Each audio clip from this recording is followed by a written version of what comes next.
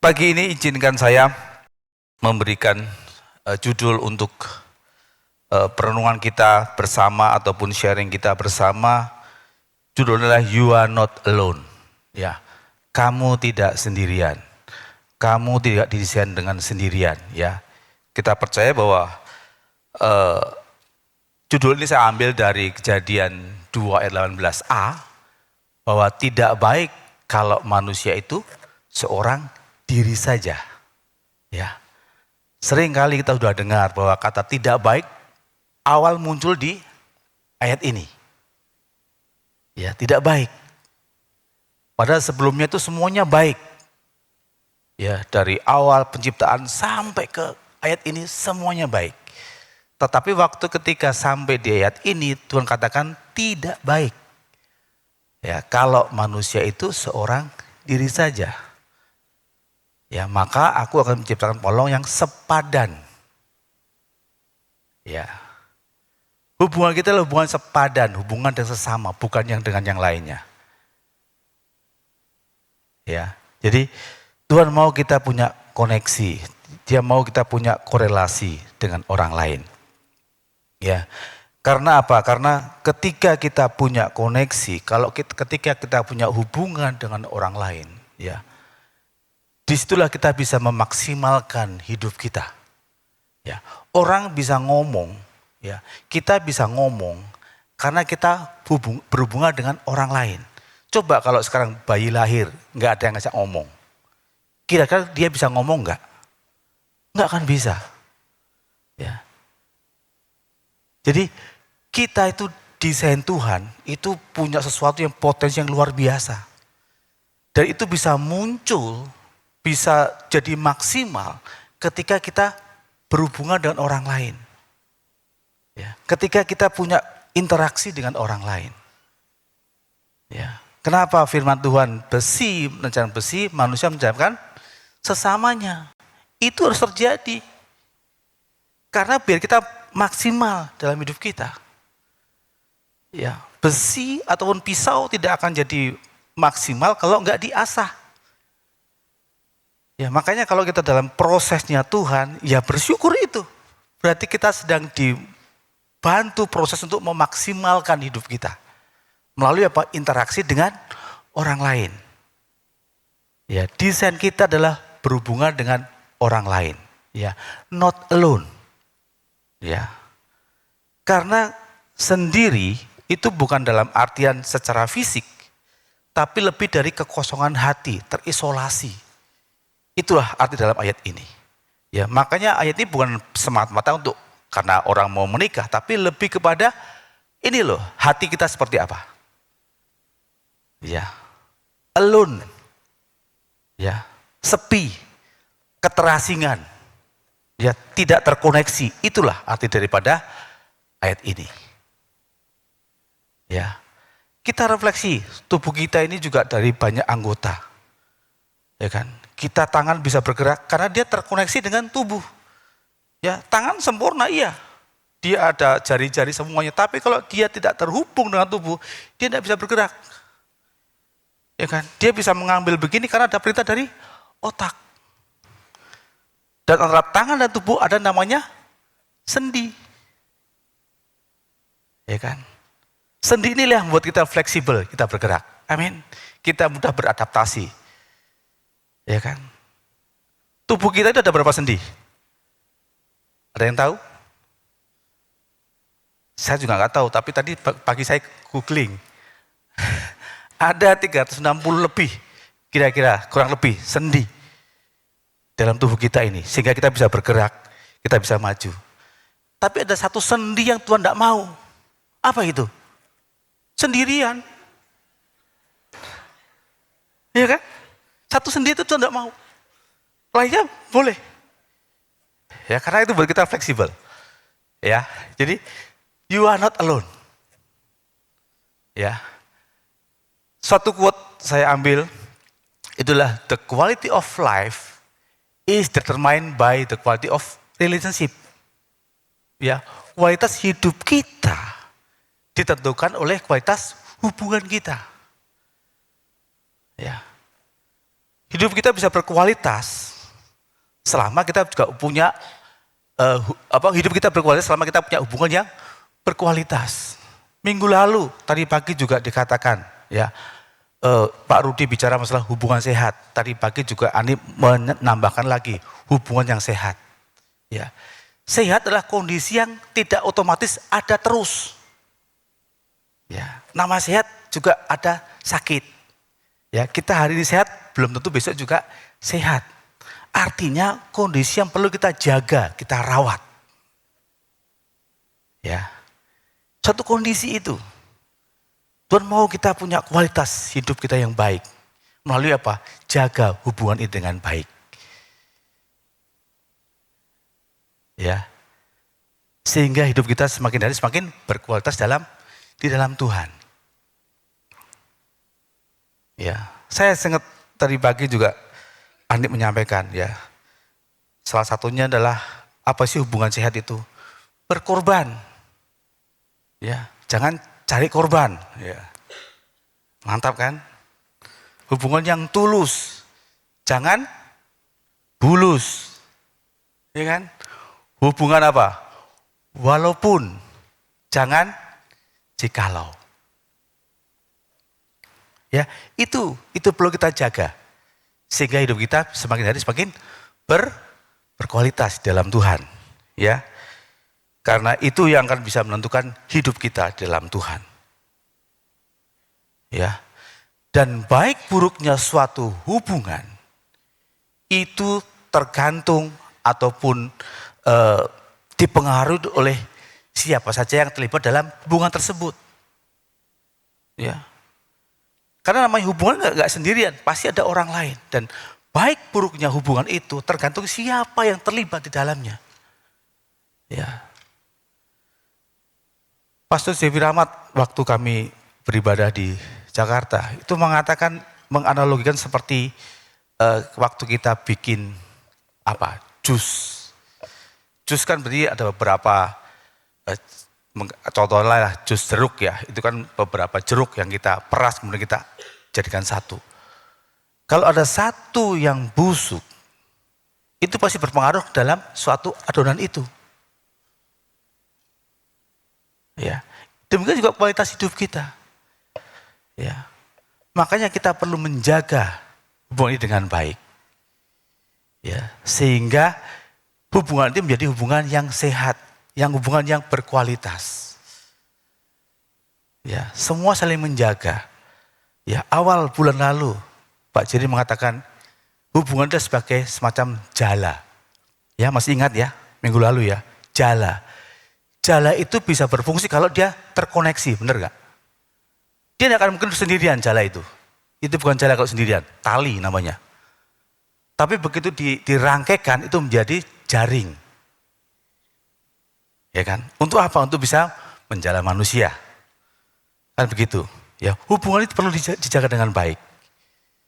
Ya, kalau satu ada yang rusak, ayo, mari yang sehat bisa saling menyehatkan yang satu dengan yang lainnya.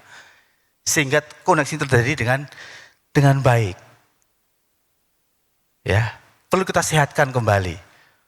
Ya, perlu kita pulihkan kembali. Amin. Ya, pengaruh lingkungan kita itu mempengaruhi suatu hubungan itu menjadi seperti apa. Ya, salah satu ayat daripada tema di bulan ini adalah di dalam Amsal 13 ayat 20. Dikatakan di sana, siapa bergaul dengan orang bijak menjadi bijak, tetapi siapa berteman dengan orang bebal menjadi malang. Ya. Siapa bergaul dengan orang bijak menjadi bijak, tetapi siapa berteman dengan orang bebal menjadi malang. Ya. Kata-kata yang sederhana ini waktu saya coba membaca ini, ada satu hal yang sedikit buat saya bertanya-tanya. Kenapa bijak menjadi bijak, bebal menjadi malang? Kok enggak bebal menjadi bebal? Ya kan? Tetapi waktu saya coba renungkan kembali, ternyata bijak itulah sifatnya membangun, konstruktif. Ya nanti baca dalam Amsal 9 ayat 9 ayat 10. Ya dia membangun, hubungannya membangun. Ya, tadi pagi juga disampaikan hubungannya membangun. Ya, dia tidak merusakkan. Sementara bebal itu sifatnya destruktif, menghancurkan, merusak. Ya. Orang bebal itu sama dengan orang bodoh. Ya. Orang yang menghina hikmat. Ya. Orang yang menolak kebenaran. Orang susah dikasih tahu. Orang yang keras hatinya. Itu orang bebal. Ya. Jadi orang bebal itu lambat laun menjadi orang yang malang dalam hidupnya. Ya. Bukan kota Malang ya, tapi kemalangan yang dia akan raih. Karena dia bebal, dia tidak mau didikan. Ya. Bahkan kalau kita baca dalam Amsal 1 ayat 7, ya, orang bebal, orang bodoh menghina hikmat dan didikan. Ya. Di ayat selanjutnya dalam Amsal 26 ayat 1 dikatakan, seperti anjing kembali ke muntahnya. Demikianlah orang bebal yang mengulangi kebodohannya. Ya. Jadi lingkungan kita, dengan siapa kita bergaul, itu kan bisa menentukan siapa kita sebenarnya nantinya. Ya. Show your friend, I will show your future. Ya. Masa depan kita itu ditentukan oleh dengan siapa kita bergaul. Apakah kita dengan orang-orang bijak atau sebaliknya? Ya. Tuhan ngasih kita privilege, ya, kehendak bebas. Di dunia ini kita punya kehendak bebas. Tetapi mari kita pakai kehendak itu dengan bijak, dengan baik. Ya, jangan karena kita hanya sungkan, hanya nggak enak, hanya kita masuk dalam sesuatu yang membuat kita jauh daripada Tuhan. Amin. Ya. Tuhan desain kita untuk berkomunitas, untuk berhubungan satu dengan lain, tapi juga kita harus bijak waktu kita menentukan dengan siapa kita bergaul. Saya teruskan, ya. Mazmur 1 ayat 1 sampai 2. Dikatakan di sana, berbahagialah orang yang tidak berjalan menurut nasihat orang fasik, yang tidak berdiri di jalan orang berdosa, dan tidak duduk dalam kumpulan pencemooh. Tetapi yang kesukaannya ialah Taurat Tuhan, dan yang merenungkan Taurat itu siang dan malam. Ya, waktu saya tulis ini saya teringat apa yang Pak Jerry sampaikan. Ada 3 kali kata tidak di situ. Ya, tidak berjalan, tidak berdiri, dan tidak duduk. Ya, berjalan, berdiri, dan duduk. Itulah kondisi yang setiap hari kita lakukan. Ya. Ketika kita berjalan sesuai dengan kebenaran Tuhan, maka bahagia itu akan hadir dalam hidup kita.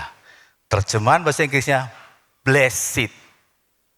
Ya, berkat itu akan hadir dalam hidup kita. Ya, kita tidak perlu ngejar berkat. Berkat itu akan hadir ketika kita tidak berjalan, tidak duduk, tidak berdiri. Amin. Ya. Jadi saya katakan itu bahasa Ibrani adalah Esther. Ya, bukan hanya berarti senang, tetapi kehidupan yang penuh sukacita sejati karena berjalan dalam kebenaran Tuhan. Ya, berjalan dalam kebenaran firman Tuhan. Ya, renungkan Taurat itu siang dan malam. Ya, jangan renungkan masalahnya. Ya. Ya, renungkan Taurat Tuhan. Sehingga berkat itu akan hadir di dalam kehidupan kita. Amin. Sepi sekali. Kita kan tidak sepi ya di sini ya. Ya. Desain kita adalah, tadi saya katakan, desain kita adalah tidak sendirian. Ya. Tuhan mau kita punya koneksi dengan orang lain. Tetapi dalam koneksi itu, kembali, ayo Atur waktu kita mencari pertemanan, atur waktu kita bergaul dengan siapa. Ya. Bukan berarti karena waduh saya nanti takut dengan ini akhirnya dia tidak mau bergaul, mengasingkan diri, mengisolasi. Enggak seperti itu, ya. Karena ada kehendak Tuhan, ada rencana Tuhan. Kenapa sih dia mau kita punya koneksi? Kenapa sih dia mau kita punya hubungan dengan orang lain? Ya. Pagi ini izinkan saya ada 3 hal yang akan saya sampaikan ya mengenai kenapa Tuhan itu pentingnya kita punya relasi dengan orang lain. Ya. Karena dasar dari kehidupan orang Kristen adalah punya hubungan. Ya. Yang pertama adalah we are social beings. Ya. Kita adalah makhluk sosial. Apa sih makhluk sosial itu? Adalah perlu orang lain untuk memenuhi kebutuhan kita. Kita perlu orang lain, kita tidak bisa sendirian. Ya. Tadi pagi waktu kami mau berangkat ke gereja, ya kan, tahu-tahu istri saya bilang, tolong dong ini cantolin saya punya leontin. Dia tidak bisa pasang sendirian. Ya kan? Dia coba berusaha tapi lepas terus. Dia butuh saya dia. Ya kan? Untuk apa? Untuk memasangkan itu. Nah, ya kan? Dia perlu. Karena dia butuh untuk dia pakai leontin. Ya kan? Nah, contoh kecil seperti itu. Kenapa kita ada sekolah? Anak-anak butuh guru. Ya, kita butuh orang lain untuk apa? Memenuhi kebutuhan kita. Ya. Kasihilah sesama manusia seperti dirimu sendiri. Artinya kita juga perlu harus mengasihi sama kita karena kita butuh orang lain. Ya. Kasih itu adalah kalau saya ibaratkan di situ ada gambar koin, ya, koin 5 rupiah. Siapa yang pernah punya uang segini? Ada yang pernah punya? Ada yang pernah punya 5 rupiah? Ya kan? Kalau yang angkat tangan berarti seumuran dengan saya berarti. Enggak loh. Lo yang angkat tangan loh. Ya kan? Waktu saya SD, uang segini itu bisa untuk jajan ini. Ya, karena waktu saya SD itu ada uang 5 rupiah, ada 1 rupiah, ada 2,5 rupiah. Itu masih ada, saya masih simpan, saya masih mengalami itu. Ya, tadi waktu saya cari uang 5 rupiah, susah sekarang untuk kita capai itu.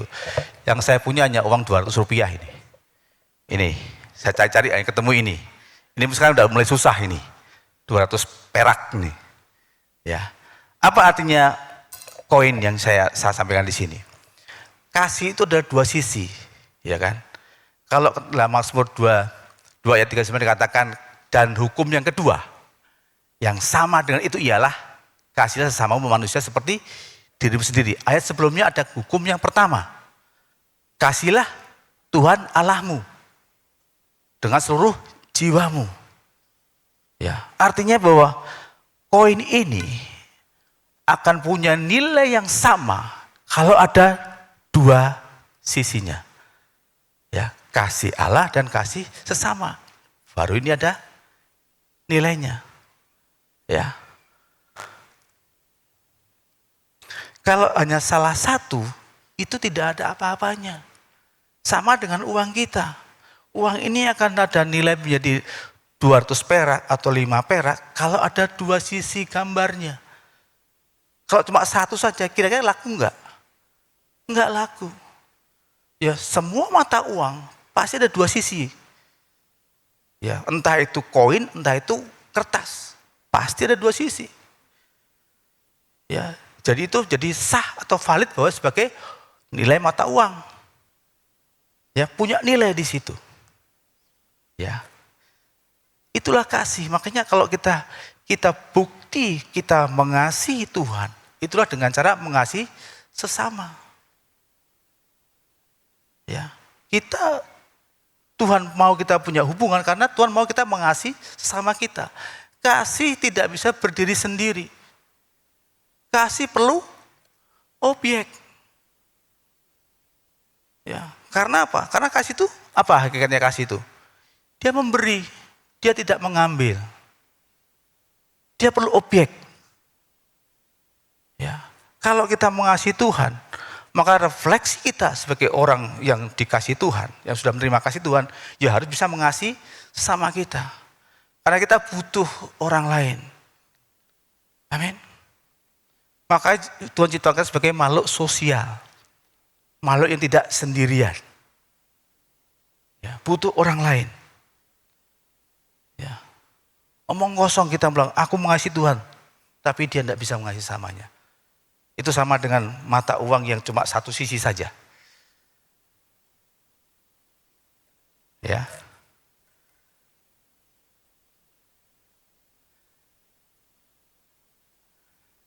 Ya. Makanya di slide berikut saya katakan, apapun yang perbuat, perbuatlah dengan segenap hati seperti untuk Tuhan dan bukan untuk sesama. Ya.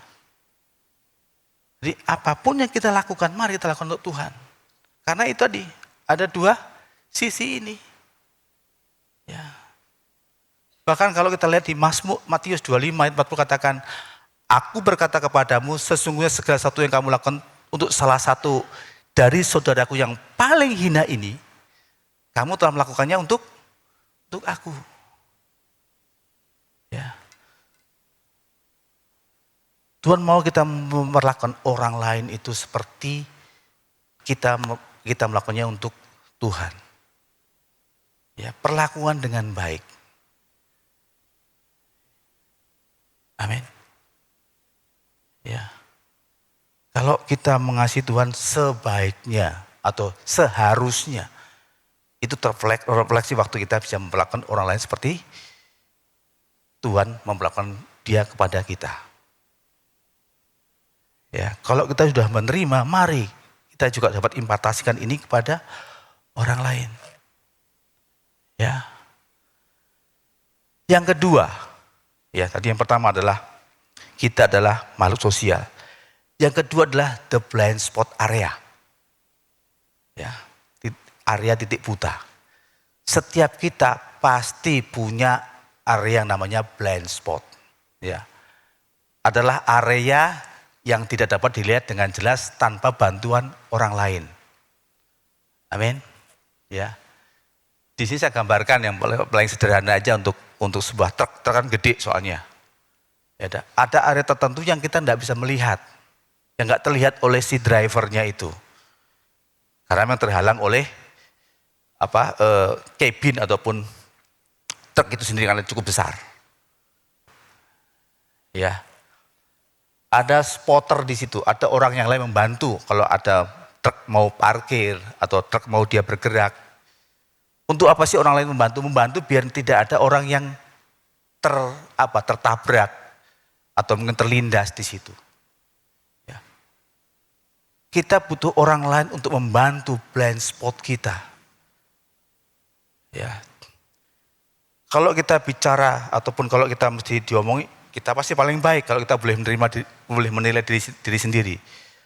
Orang bisa bicara, aku paling baik. Tapi kadang-kadang kita lupa bahwa ada area tertentu yang kita tidak bisa melihat. Ya. Kadang kita sudah merasa hebat. Ya. Kita perlu teguran orang lain. Kita perlu nasihat orang lain. Untuk apa sih? Untuk membantu kita.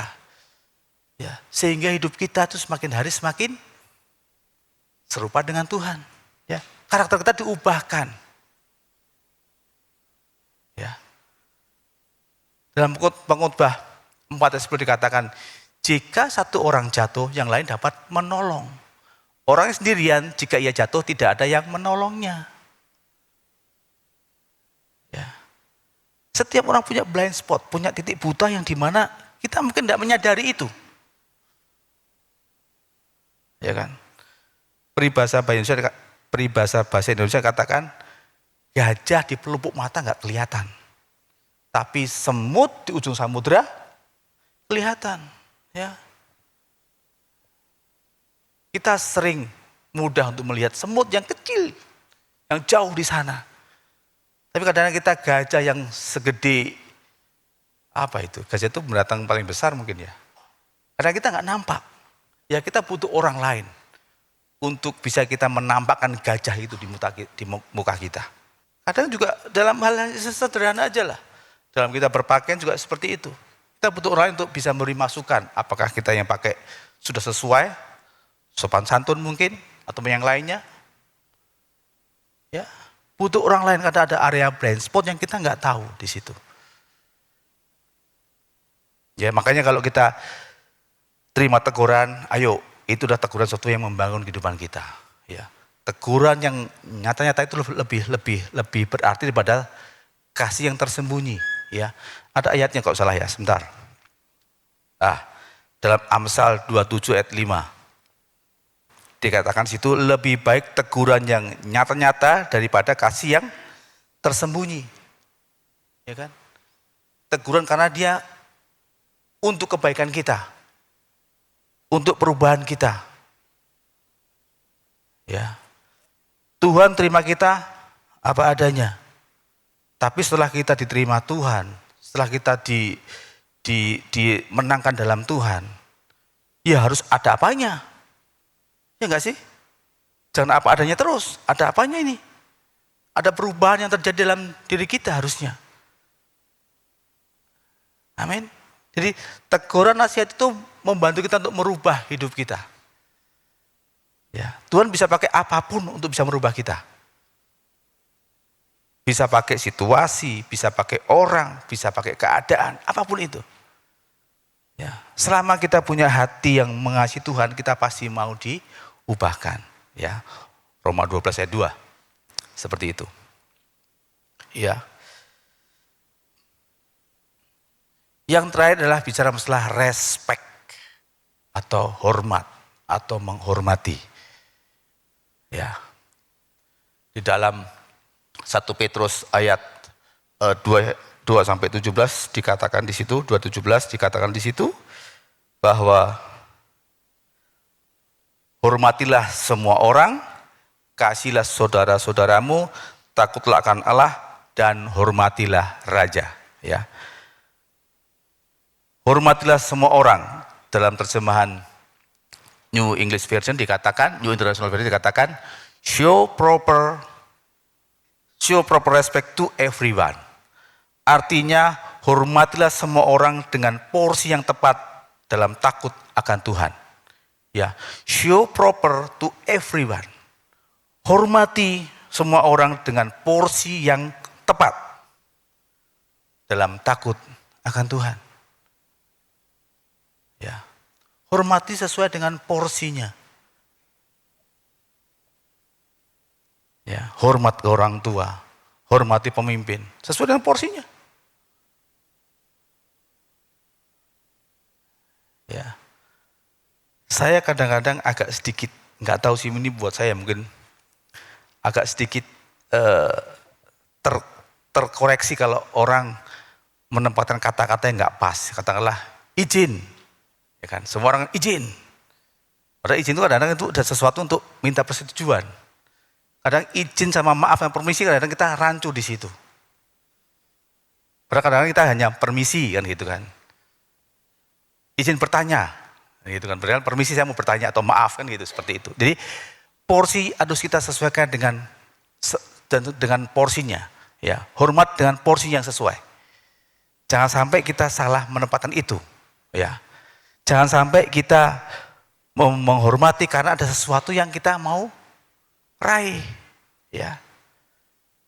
Atau yang tadi pagi ini katakan asas manfaat. Tapi kembali dengan ketulusan, ya. Karena dia adalah kita hormat karena dia memang perlu wajib kita hormati. Ya, kita hormat ke orang tua, kita hormat ke para otoritas lebih tinggi. Memang kita harus kita sampaikan hormat itu. Ya, respect yang sesuai dengan porsinya. Ya. Karena ketika seorang tidak mampu menghormati dengan porsi yang benar, sudah pasti juga tidak akan mampu menghormati Tuhan dengan cara yang benar. Ya. 1 Yohanes 4 ayat 20 dikatakan, jikalau seorang berkata, aku mengasihi Allah dan ia membenci saudaranya, maka ia adalah pendusta. Karena barang siapa tidak mengasihi saudara dengan yang dilihatnya, tidak mungkin mengasihi Allah yang tidak dilihatnya. Ya. Mengasihi adalah salah satunya adalah sama dengan kita menghormati sesama kita. Ya, hormati sesuai dengan porsinya. Ya. Sehingga kita juga bisa mampu untuk menghormati Allah dengan cara yang benar. Ya. Saya tutup dengan suatu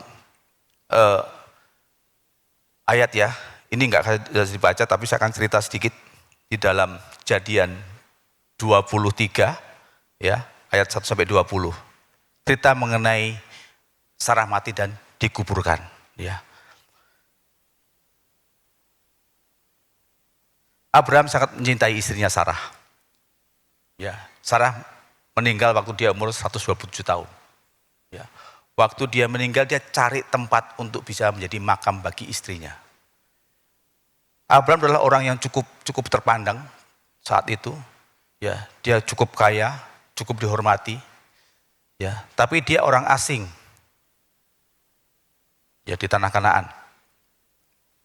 Makanya dia waktu itu dia minta izin, ya, dengan kerendahan hati dia minta izin pada orang di sana untuk minta tempat bagi makam istrinya. Ya, ada kerendahan hati di situ yang dilakukan. Ya. Jadi dia minta izin, bolehkah saya minta tanah di ladangnya, sebentar saya coba baca. Kalau nggak salah dia di dalam, bisa bantu saya dibuka sebentar ya, Kejadian 23, ya ayat ke-8. Ya, Kejadian 23 ayat ke-8. Oke, saya baca ya. Serta berkata kepada mereka, ya, kepada Bani Het ya, penduduk negeri itu, jika kamu setuju bahwa aku mengantarkan dan menguburkan istriku yang mati ini, maka dengarkanlah aku dan tolonglah mintakan dengan sangat kepada Efron bin Sohar. Ya. Dia minta ladang gua atau gua yang ada di ladangnya si Efron. Ya. Kalau kita lihat bahwa dia yang diminta itu ladang, ya, yang ada guanya di situ. Ladang adalah bicara masalah kebutuhan sehari-hari, mata pencarian. Tapi karena Abraham adalah orang yang menghormati, dia sebagai orang asing dia menghormati orang-orang di sana, maka orang sana pun juga tidak sungkan-sungkan untuk bisa memberikan ladang dan guanya untuk makam istrinya. Ya. Abraham respect kepada orang-orang di sana. Ya. Dia bukan orang asing di sana, tapi dia sebagai pendatang dan orang asing. Tapi dia respect dengan orang-orang di sana.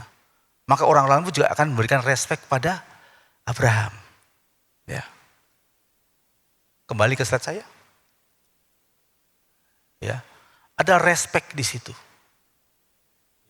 Tapi apakah Abraham itu langsung bisa mempunyai hati yang langsung bisa merespek ke orang lain? Enggak, ada proses yang dialami terlebih dahulu. Kalau nanti kita baca dalam Kejadian 12, ya, kemudian Kejadian 20, gimana dia memperlakukan istrinya? Ya, waktu dia di tanah Mesir, apa yang dilakukan terhadap istrinya si Sarai waktu itu, belum Sarah? Apa yang dilakukan dia? Padahal dia itu istrinya loh, Sarah itu istrinya. Tapi karena dia takut pada Firaun, dia ngomong kepada si istrinya, nanti kamu bilang kamu adalah adikku. Ya, dan kata-kata berikutnya itu yang buat saya, ini Abraham ternyata juga bukan orang yang menghormati istri ya waktu itu, di ayat 12. Supaya aku diperlakukan baik oleh Raja Mesir. Ya. Dia tanda kutip dia korbankan istrinya untuk dia bisa dapat perlakuan baik. Egonya muncul di situ. Dia tidak mengasihi istrinya, dia tidak merespek kepada istrinya. Dia korbankan istrinya untuk dia bisa mendapat kehidupan yang baik. Amin.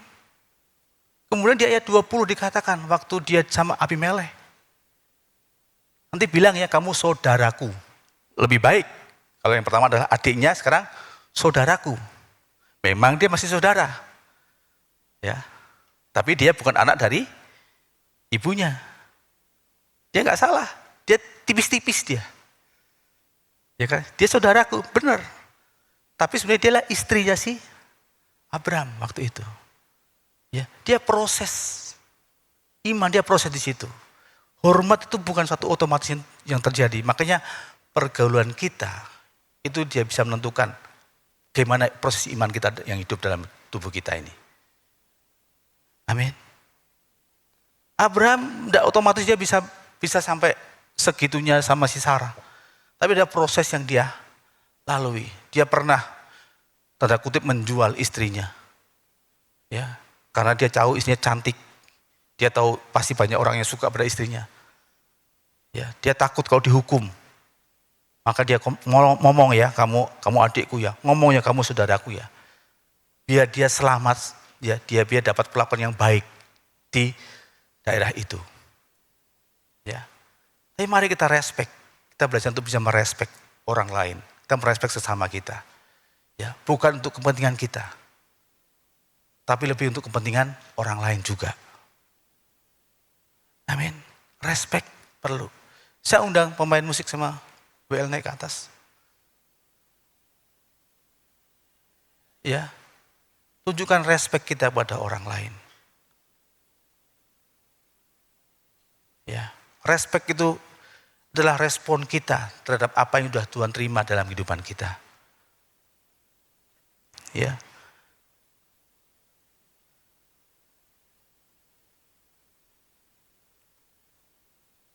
Ya. Tuhan nggak ciptakan kita sendirian. Ya. Tuhan tidak mau kita menjadi pribadi terisolasi. Ya. Tuhan mau kita menjadi pribadi yang terus bisa mengerti kebutuhan orang lain. Mengerti kepentingan orang lain. Ya. Orang lain, sesama kita. Lebih fokus ke situ. Ya. Hubungan ini terus, kalaupun ada sesuatu yang mungkin tidak sehat, yang mungkin lagi ada kesakitan. Tapi mari, pulihkan itu segera. Ya. Karena Tuhan mau kita terkoneksi, dia tidak mau kita terisolasi. Amin. Ya, hormat itu perlu kita perlakukan dengan cara yang benar sesuai dengan porsinya. Ya, ada area tertentu yang kita butuh orang lain untuk bisa membantu kita untuk mengoreksi hidup kita. Ya, kita butuh orang lain. Ya. Tuhan ciptakan kita sebagai manusia yang bukan individualis. Kita adalah makhluk sosial. Ya. Kita butuh orang lain untuk memenuhi ataupun bisa membantu kita untuk memenuhi kebutuhan kita. Amin. Ya, saya berharap 3 hal yang tadi saya sampaikan itu bisa membantu kita untuk lebih mengerti bahwa ada tugas, ada rencana Tuhan, ada tujuan Tuhan untuk kita ada dalam dunia ini. Ya, kemaksimalan akan muncul waktu kita berinteraksi dengan Tuhan. Kasih akan menjadi maksimal waktu kita bisa mengimpatasikan kepada orang lain. Ingat, kasih perlu objek. Ya, kasih itu bukan sesuatu yang abstrak, tapi bisa dirasakan orang lain. Amin.